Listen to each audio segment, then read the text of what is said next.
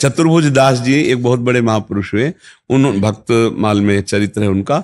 उन्होंने यही सत्संग में कहा कि जिसकी दीक्षा हो जाती है उसका नया जन्म हो जाता है, और दीक्षा लेते ही वो सारे पाप नष्ट हो जाते हैं।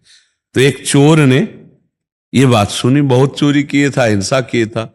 वो उनके पास गया और कहा, महाराज आप जो बात कह रहे हैं वो सत्य है?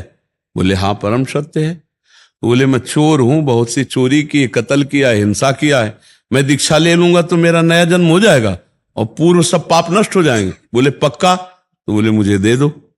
तो उसकी सत्यता देखकर प्रसन्न हो गए कि अपना परिचय दिया कि मैं चोर हूं, हिंसक हूं, दीक्षा दे दी।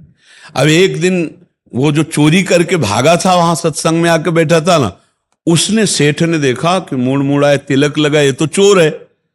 अरे चोर चोर चोर, उसको पकड़ लिया गया, राजा के पास ले गए। बड़ा प्रसंग हम सारांश में बता रहे। राजा ने कहा तुमने चोरी की? बोले इस जन्म में चोरी नहीं की।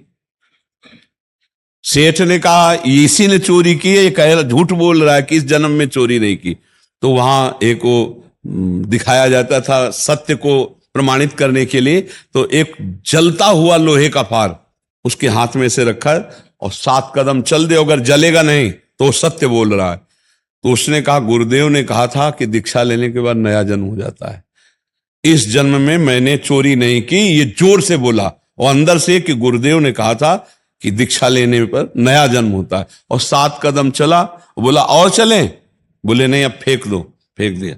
अरे बोले इस सेठ को फांसी दो, वैष्णव के प्रति दोष करता है। तो बोले इनको भी मत फांसी दो। क्यों? बोले ये भी सत्य कह रहे। बोले ये सत्य कैसे कह रहे? बोले ये इसलिए सत्य कह रहे कि मेरी दीक्षा हुई है तो मेरा जन्म हुआ, लेकिन दीक्षा के पहले मैं चोर ही था, मैं हिंसा ही करता था। अब दीक्षा हो गई तो नया जन्म। समझो, वर्तमान में यदि विश्वास हो जाए तो इसी जन्म के पूर्व का सारा पाप नष्ट हो जाता है। तो हमें वर्तमान में देखना है कि आज मुझे सत्संग मिला, आज मैं राधा राधा जप रहा हूं, अब मैं पापी थोड़ी रहा, अब तो मैं भगवान का जन्म हो गया हूं।